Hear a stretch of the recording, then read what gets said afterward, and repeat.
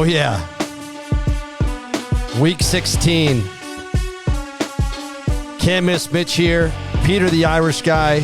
It's the Bet the Algo Free 3 live from the Casa Cartel in Mexico.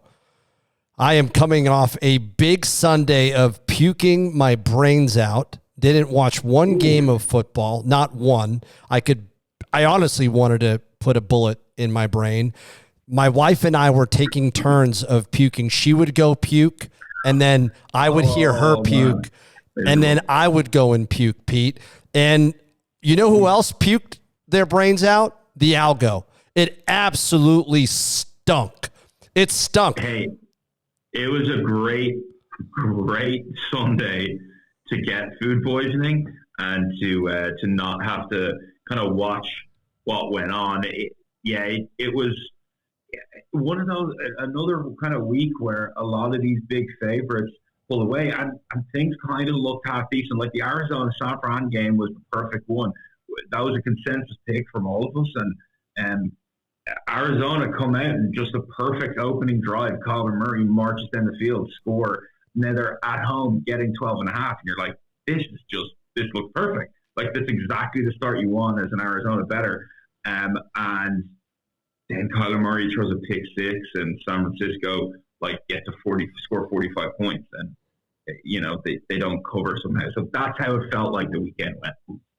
I'm so thankful I didn't watch anything. I couldn't do anything. I'm happy to move on. Look, you're only as good as your last game or your last win. The Algo did come out last night on primetime, predicted a Seahawks outright victory against the Eagles, which very shady, by the way, Pete, that they didn't announce that Hurts was not going to play or was going to play very, very close to game time. Been seeing quite a bit of that this season. Not a lot of gamblers are happy with that. The folks. It was interesting. I was seeing it on Twitter. People upset. Understandable, but at the same time, I don't know what the rules are. What's the cutoff for the team when the team lineup has to be announced? I presume it's 1 hour, 60 minutes before kickoff. Yeah, I'm not sure. We'll have to. I'll look into that as we're chatting. I am curious about that. I mean, if it's me and I'm on the other side of the ball, I want to know who I'm playing against so I can match up my defense. But hey, you'll find out when I'm there. I mean, it doesn't. There's league rules. I'm sure it's an hour. Like, for instance, in the Premier League in soccer, 1 hour before kickoff, the team is announced. But up until that point, you're under no obligation to tell anyone who's playing. Like, it's to your advantage to keep that a secret, right? So, Pete, look, hey, I just want to get into this a little bit. And we recently, I say yesterday, there was a big social media blast on that was essentially started by Mendenhall on the all-black, all-white team. Here's what I want to just say about this. What do you think the actual line would be on this game? I think there's a very important question that needs to be answered before you can establish the line, and it's what we do with mixed race people. Is the all white team, does it have to be fully white? Yeah. And anyone that has a black parent, whether mother or father, in a biracial relationship, are they then disqualified? So that's a question that, according to, that was one on the social that was kind of one of the funnier ones where it depends. So that's going to come into it a lot. For instance, Patrick Mahomes, is he white or is he black? No, he's definitely. I think if you're mixed, then you're automatically you go to the all blacks. That's what I say. I think so. That's just kind of my vantage. And here's the rule. Me being a Jew, if your mom is a Jew, like, you're automatically a Jew. Like it's just automatic. And so I think you're right. So I think we just have to go with that. I think it's a very interesting. I would love to see it actually, because I think we were talking about it yesterday. I think globally it would have the most reach of all time than any other sporting event. It would be hilarious. It would be fun. In this world, and we're not going to get into anything, but in this world of all this divisiveness, this would just be a fun way to kind of embrace, hey, look, this is what we are, and we kicked your ass. I personally would think that the All Blacks I think the spread, if I'm setting this as a bookmaker, minus 21.5. I think. Oh my God, that's completely ludicrous. It would never be that many points. It'd be close to one touchdown. Oh my God, I would. It'd be between 7 and 10 points, because the only real advantage they have, which is a big one, is the backfield. That's it. It's that corner. So you essentially have, but that's two positions. You have both corners.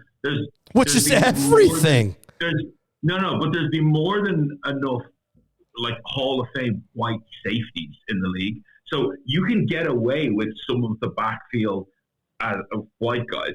There's two positions. Both of your starting corners we'd struggle, but that's only two positions. Then there's a number of positions that the black team wouldn't have. Center. They don't have anyone to be a decent. There's a few centers. There are a few centers. But it's limited. They've known to kick the ball. Don't need it. If they don't need it. But if they don't get, well, listen, the white team front seven are going to be as good as the black team front seven. So there's definitely more than one occasion you're going to be able to get a 3 and out. Like, it's just not automatic. So you say it's a 7-point game. Yeah, it's not that. You're setting the line at 7. Okay.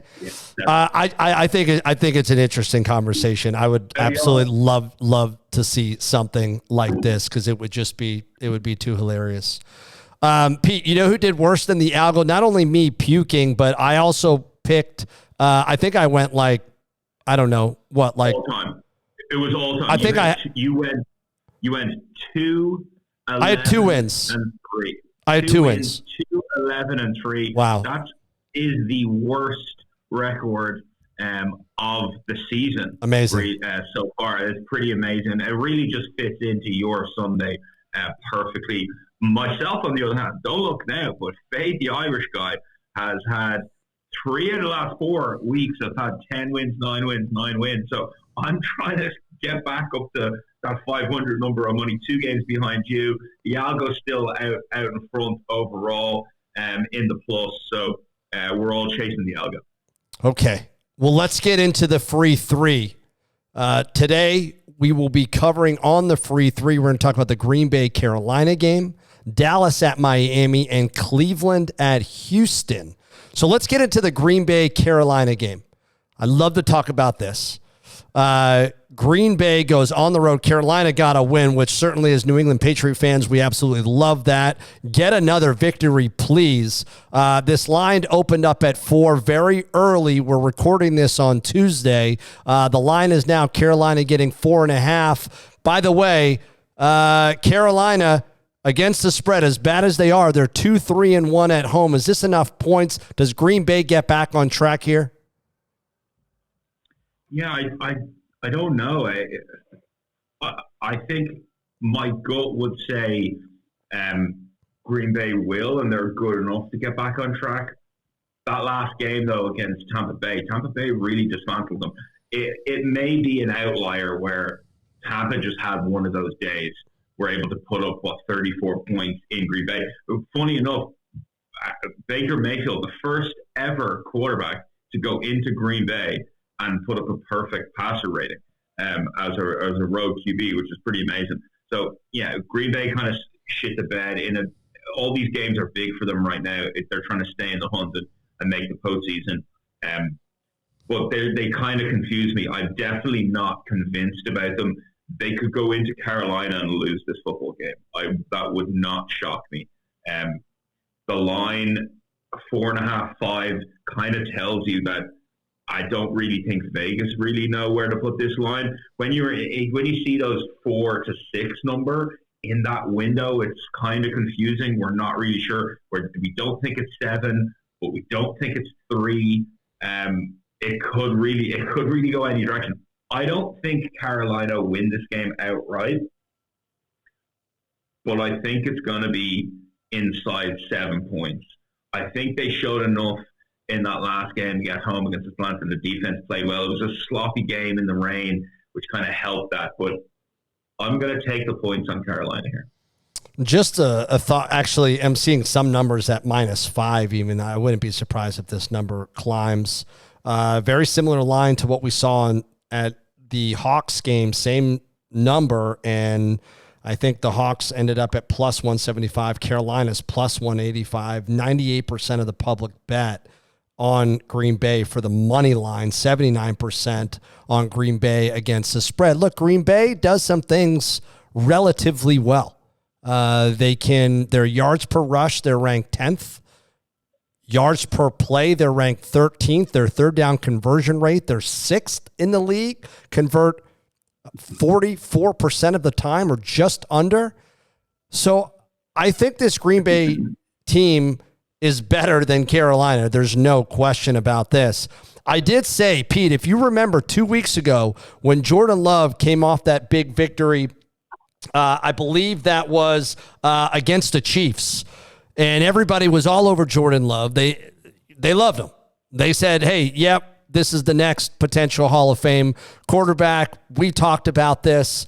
And what I said, I go, people are going to be having a very different conversation about Jordan Love next week when they played the Giants, which they actually lost. And now they lose 2 back-to-back games, one to a Tommy DeVito and then Baker Mayfield, who absolutely had the game of his life. The game of his life.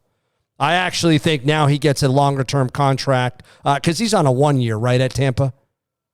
He's a free agent after this. Yeah, it was a 1 year deal. So betting on himself, we love Bake. We love Bake. I love to see his success. He dismantled it, in your words, and that I think is perfect. This Green Bay team, though, as mediocre as they are, Carolina absolutely stinks. There's nothing that they can do to win this game. I love Green Bay to blow the doors off of Carolina Panthers. So give me Green Bay. Most importantly, the machine is starting to cook up now after that Seattle victory.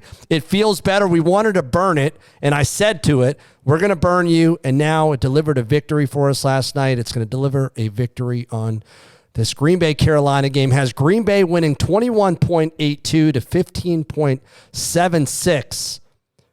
With a 5-point number, you're getting over a point of value on Green Bay. Just pay attention. By the way, even though this is, if this line moves, we are counting Green Bay on a free 3. We are counting Green Bay. This pick will never flip. It is Green Bay today. Green Bay is the play. That's the way the free 3 is going to work. Capiche? All right. Got it.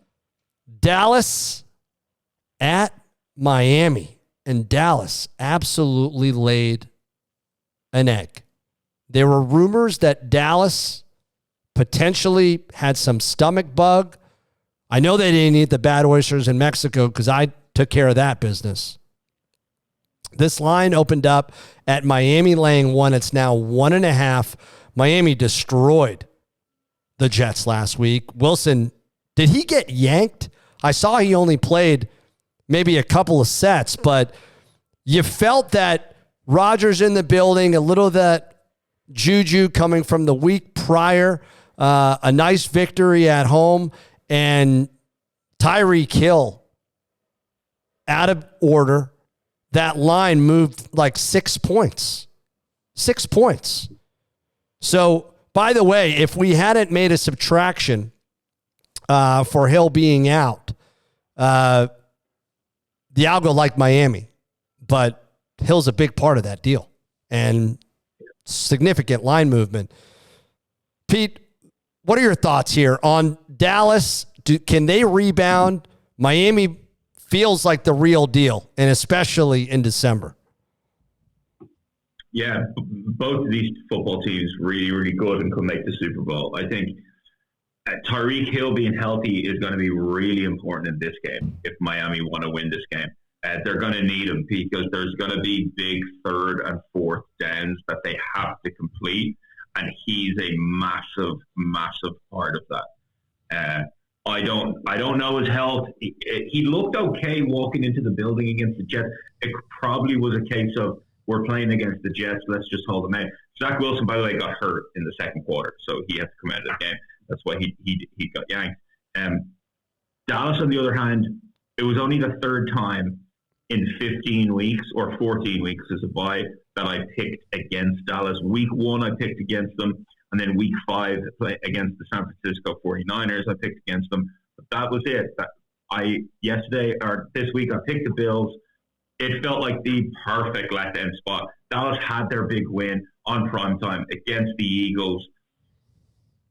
Buffalo coming off a massive win against KC. Should have beaten the Eagles in OT. Buffalo need this win to stay in the hunt to make the postseason. It just felt perfect. Dallas don't need it. They already clinched the playoff spot before the game. So I think it was a perfect recipe for just subconsciously Dallas to take the foot off the gas. I don't think that goes into this week. I think Dallas are still trying to win a division, and Seattle helped them out last night with a massive win. That'll give the Dallas Cowboys players a lot of confidence. They would have been off night sitting at home, but let's watch this game. Would have been huge for them. I think that pumps them up. I don't think Miami is a really difficult place to go play, especially this time of year. Don't know what the weather's going to be like. The East Coast, I know there's storms and stuff down there, so it could be wet. But that being said, I know it won't be cold, let's put it that way.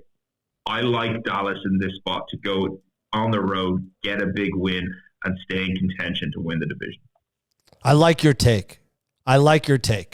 However, and I have no data to back this up. I usually have data, but Miami Dolphins in December, like when their win percentage, and I'd love to go back and check this out, but their win percentage feels like they crush in December, even when they stunk. For how long? But when they sucked, they clearly didn't win in December. When they sucked, when the Patriots had Brady every time, and keep in mind, I went to school in South Florida. We would go to every Pats game. We would go to a lot of Dolphins game. Every Pats game I went to in like December, we would lose. I mean, even remember a few years ago when Gronk was still playing and they ended up coming back off of that lateral, off of the kicker. Do you remember that? I believe that happened in December as well. Just funny things happen down in pro player. I don't know. Maybe it's the teams going down there. They want to get loose. They've been in wintertime the whole time, and now they want to get loose, and they get pretty inebriated before. They're just excited to go out and live the Miami nightlife. Here's what I want to chat about, Pete. And most people focus on Miami's defense. Statistically, I want to focus on Miami's defense. Opponent yards per game, they are ranked 5th. Opponent yards per play, they are ranked 4th. Rushing, opponent yards per rush, just 3.7 yards a rush. This is a very good run defense. They're ranked 5th. Opponent rush yards per game, they're ranked 4th.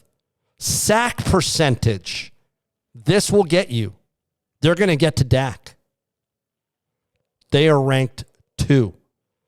9.16% sack rate. Give me Miami, because I think as good as we know this offense is, because they are ranked number 1. Obviously, the data is a little skewed, but this team puts up 30 points a game every week. Every week. Over 400 yards per game. I got to go with Miami. The algorithm has Miami winning 22.90 to 19.93. 1.5. Game. Essentially the 3-point game, right? A field goal game. Low scoring, which I don't expect. I expect this to be a shootout, but the algo, I imagine that likes the under. That's what, 41. I imagine the over-under is going to be in the high 40s in that game. So that's something to pay attention to. While you were doing that, Mitch, Miami, a good winning percentage in December. They're at 56%. Slightly better win percentage actually in November, but those 2 months, they win most games in December. You're right. I love how you just went. We need like a real like stat person. That's 1.5 points of value on Miami. Guys, if you're interested in getting all the data, more access, or you just want to see the free picks, see the video on the free 3, you can check out Pete in his closet at work. You can see me in Mexico at my wife's family quinta, as they call it. This place is palatial.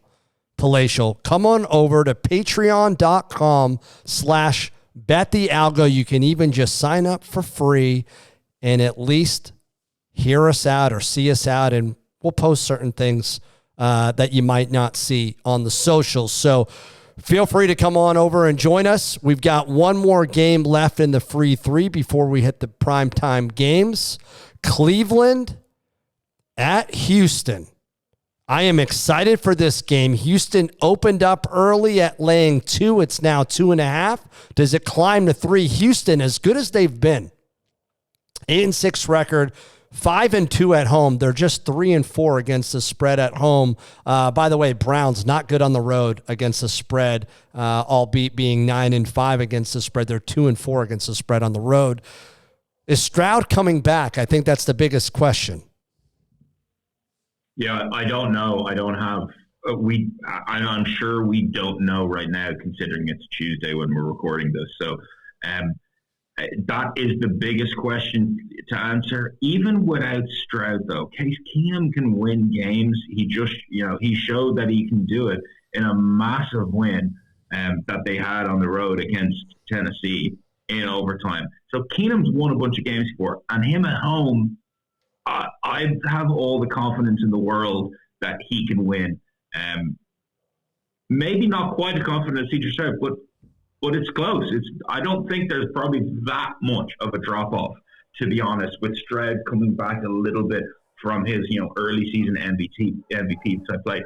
This is a very difficult game for me to pick. I really don't know what to think of Cleveland. Joe Flacco is showing a lot of life, and they look good. Cleveland's defense is injured, but they're still pulling out late wins in tight games. They're 9-5. Houston 8-6. It's a massive game for the playoffs for both teams. I think it's going to be low scoring and nervous with turnovers on both sides. Both defenses getting after the quarterback, who, regardless of who plays for Houston. This is going to be in the teens, this game. So with that, I'm going to have to take the team who's getting points here. Give me the Cleveland Browns. And I just got an update from the boys over at RosterWatch. We've partnered with RosterWatch. They are sensational at the fantasy game. Their cheat sheet, Pete, helped me secure a bye week, ranked number 1. And I'm going into the second week of playoffs on full rest, even though my team went bananas. I had Laporta and McCaffrey, which they went ham. Dunlap did say he thinks that Stroud will play. So, by the way, check those guys over, RosterWatch on all the socials. Also, I go on there on Sirius XM 87, 435 Eastern time every Saturday.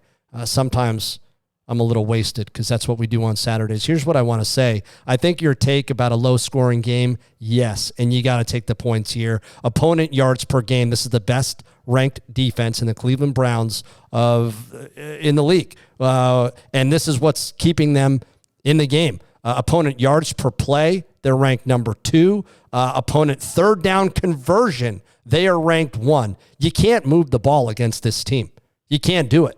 Again, whoever plays, it doesn't matter. They're in for it. Surprisingly, though, on the other side of the ball, we know how good this rushing O-line has been. They haven't been that great. Okay, their passing statistics, Not great. They're ranked 32nd in completion, the bottom of the league. They throw the second most interceptions in the league. Yet somehow, and it's off their defense, they're ranked 12th in points per game. So I got to go with the Cleveland Browns. This is probably a number that it's going to settle at. I don't see it moving to 3. If it gets to 3, you got to jump all over it. You got to jump on it. The algo has Houston Texans winning 21.09 to 20.38, just under 2 points of value on Cleveland. It's our first consensus pick, so hopefully we get something going. Guys, that'll do it for this free 3 edition of the Bet the Algo. If you'd like to hear more, obviously come on over to patreon.com/betthealgo. Folks, for all our patrons, stick around, and we're going to dive into the primetime games, which I can't wait to talk about a few of them. One specific, a monster potential Super Bowl matchup.